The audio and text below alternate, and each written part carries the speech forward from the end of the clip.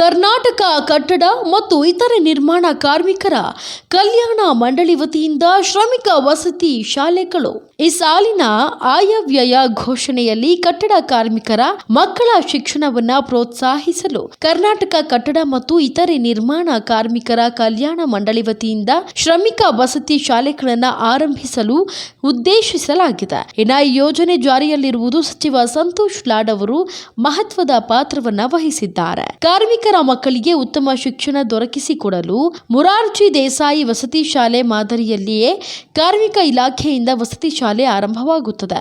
ಕಟ್ಟಡ ಕಾರ್ಮಿಕರ ಮಕ್ಕಳ ವಿದ್ಯಾಭ್ಯಾಸ ಪ್ರೋತ್ಸಾಹಿಸಲು ಬೆಂಗಳೂರು ನಗರ ಸೇರಿದಂತೆ 31 ಜಿಲ್ಲೆಗಳಲ್ಲೂ 6ರಿಂದ 12ನೇ ತರಗತಿಯವರೆಗೂ ವಸತಿ ಶಾಲೆ ಪ್ರಾರಂಭಿಸಲಾಗುವುದು ಎಂದು ಮಾನ್ಯ ಮುಖ್ಯಮಂತ್ರಿಗಳಾದ ಶ್ರೀ ಸಿದ್ದರಾಮಯ್ಯ ಅವರು ಬಜೆಟ್ನಲ್ಲಿ ಪ್ರಕಟಿಸಿದ್ದಾರೆ. ವಸತಿ ಶಾಲೆಗಳನ್ನು ಆರಂಭಿಸುವ ಕುರಿತಂತೆ ಸಚಿವ ಸಂತೋಷ್ ಲಾಡ್ ಅವರು ಈಗಾಗಲೇ ಉನ್ನತ ಮಟ್ಟದ ಸಭೆಯನ್ನ ನಡೆಸಲಿದ್ದಾರೆ. ಹಾಗೆ ಹಣಕಾಸಿನ ತೊಂದರೆಯಿಂದ ಮಕ್ಕಳ ವಿದ್ಯಾಭ್ಯಾಸ ಮೊಟಕಾಗುವುದು ಈ ಶಾಲೆಗಳಿಂದ ತಪ್ಪಲಿದೆ. ಮಕ್ಕಳು ಶಿಕ್ಷಣವನ್ನ ಅರ್ಧಕ್ಕೆ ನಿಲ್ಲಿಸಿ ಬಾಲ ಕಾರ್ಮಿಕರಾಗುವುದು ಈ ಶಾಲೆಗಳಿಂದ ದೂರವಾಗಲಿದೆ. ಧಾರವಾಡ ಮತ್ತು ಮೈಸೂರಿನಲ್ಲಿ ಕೌಶಲ್ಯ ಕೇಂದ್ರ ಸ್ಥಾಪನೆ.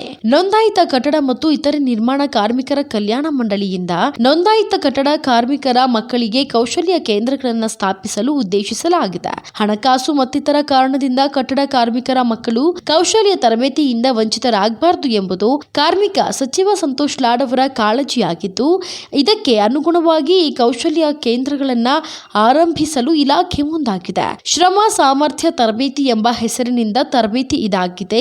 ನೋಂದಾಯಿತ ಕಟ್ಟಡ ಕಾರ್ಮಿಕರ ಸಂಗಾತಿ, ಮಗ, ಮಗಳು ಮತ್ತು ಈ ರೀತಿಯಾದಂತಹ ತರಬೇತಿಯನ್ನ ಪಡೆಯಬಹುದಾಗಿದೆ. ಇನ್ನ ಈ ತರಬೇತಿಯನ್ನ ಮಂಡಳಿಯು ನಿರ್ಧರಿಸಿದಂತೆ ಕಟ್ಟಡ ಮತ್ತು ಇತರ ನಿರ್ಮಾಣ ಕೆಲಸಗಳಲ್ಲಿ ಎಲ್ಲವೇ ವಿಷಯದಲ್ಲಿ ನೀಡಲಾಗುವುದು. ಮೈಸೂರು ಮತ್ತು ಧಾರವಾಡದಲ್ಲಿ ತಲಾ ಒಂದರಂತೆ 2 ಕೇಂದ್ರಗಳನ್ನು ಸ್ಥಾಪಿಸಲು ಉದ್ದೇಶಿಸಲಾಗಿದೆ. ಪ್ರತಿಯೊಂದು ಕೇಂದ್ರಗಳಲ್ಲಿ electrical, welding, plumbing, automation, building, vertical transport, insulation, warehouse, business analyst, cyber security, graphic designing, marketing ಮತ್ತು ಸಂವಹನ ಕೌಶಲ್ಯ ಉನ್ನತೀಕರಣ ತರಬೇತಿಗಳನ್ನು ನೀಡಲಾಗುವುದು. ಕಟ್ಟಡ ಕಾರ್ಮಿಕರಿಗೆ ಶೈಕ್ಷಣಿಕ ಬೆಂಬಲ ಮತ್ತು ವೃತ್ತಿಪರ ತರಬೇತಿಯನ್ನ ಪಡೆಯಲು ಈ ಕೇಂದ್ರಗಳು ನೆರವಾಗಲಿವೆ.